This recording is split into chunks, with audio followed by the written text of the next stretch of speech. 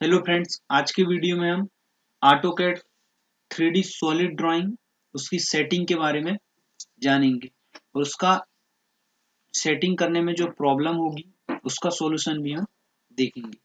तो सबसे पहले हम स्टार्ट करते हैं ऑटोकैड की सेटिंग। तो हमारा ये ऑटोकैड का इंटरफेस ओपन हो गया। उसके बाद हम क्या करेंगे, फाइल में जाएंगे। हमारी ये फाइल होगी, फाइल में जाने के बाद हम न्यू में जाएंगे और न्यू में जाने के बाद अकेड में जाएंगे और अकेड में जाने के बाद हम ओपन करेंगे। इस तरीके से हमारा ये ओपन हो जाएगा। उसके बाद ये हमारा ये ग्रीन लाइन आ रही है, इस तरीके का इंटरफेस आ रही है।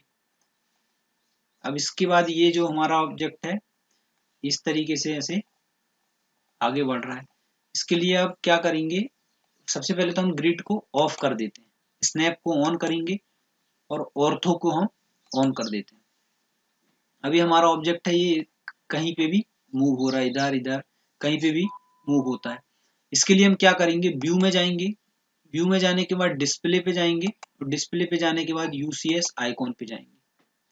यूसीएस आइकॉन पे जाने के बाद हम ओरिजिन पे जाएंगे और ये हमारा ऑब्जेक्ट यहाँ पे सेटअप हो जाएगा। अब ये स्टेबल हो गया, अब वो कहीं पे भी मूव नहीं हो सकता। इसके लिए हम व्यू पे गए थे, डिस्प्ले पे गए थे और यूसीएस आइकॉन पे और ओरिजिन पे गए थे। इस तरीके से हमारा ये सेटअप हो गया था, स्टेबल हो गया था। इसके बाद हम उसको फिर से कर लेते हैं, उसी पे जाके ये हमारा सेटअप हो गया, स्टेबल हो गया, अब कहीं पे भी मूव नहीं होगा। उसके बाद हम व्यू पे जाएंगे, जूम पे जाएंगे और आल पे जाएंगे। तो ये हमारा जूम ऑल मतलब किसी भी ऑब्जेक्ट को हम इस तरीके से जूम कर सकते हैं इसमें। उसके बाद क्या होगा, अगर हम नया ऑटोकैड ओपन करते हैं, जैसे अभी हम व्यू पे जाएंगे, डिस्प्ले पे जाएंगे, यूसीएस आइकॉन पे जाएंगे और हम इस पे ऑन पे अगर ऑन कर दें तो ये क्लिक कर दें तो ये हमारा यूसीएस जो आइकॉन है वो हट गया।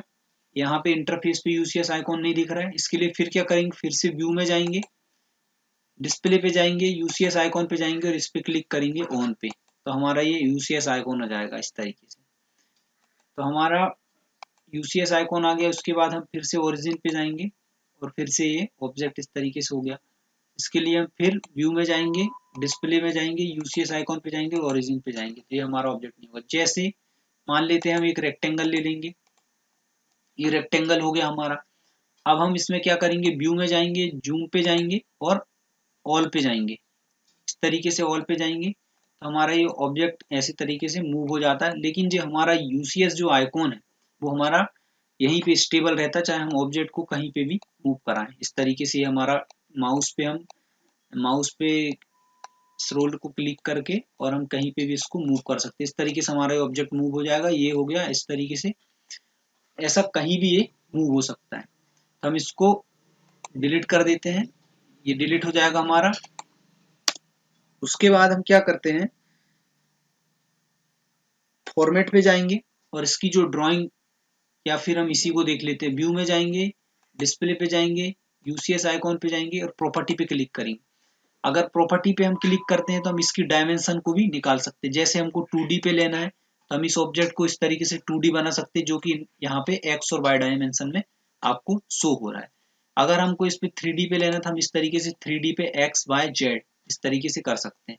अगर हमको इसका आइकॉन बढ़ाना है, जैसे इसका आइकॉन अभी 50 है, 50 से हम इसको बढ़ा के अगर हम 80 कर दें, 80 कर दें और ओके कर दें, इसका आइकॉन जो है ये बढ़ गया। इसका जो आइकॉन है इस तरीके से यहाँ पे बढ़ जाएगा। और हम फिर से व्यू में जाएंगे, डिस्प्ले में जाएंगे, यूसीएस आइकॉन पे जाएंगे और प्रॉपर्टी पे क्लिक करेंगे। हमने पहले 80 दिया था, अब हम इसको क्या कर देते हैं, 50 कर देते हैं। तो हमारा आइकॉन जो है इसकी, ये आइकॉन हमारा क्या हो जाएगा, इस तरीके से हम इसको 50 पे शिफ्ट कर देते हैं। ये हमारा आइकॉन हो जाएगा 50 पे। ये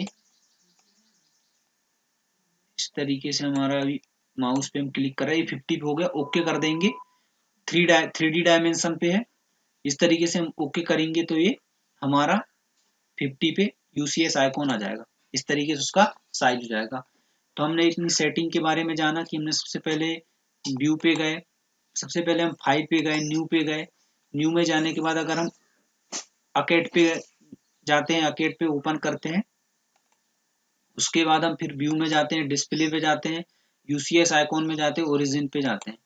उसके बाद फिर हम इसको व्यू में जाएंगे, जूम में जाएंगे और ऑल पे जाएंगे। और अगर हमारा एक और इंटरफेस है, अगर इससे भी मूव नहीं हो रहा तो व्यू में जाएंगे और आउट जाएंगे, आउट कर देते तो इस तरीके से ये भी आउट में कहीं पे भी शिफ्ट हो सकता है। तो इस तरीके के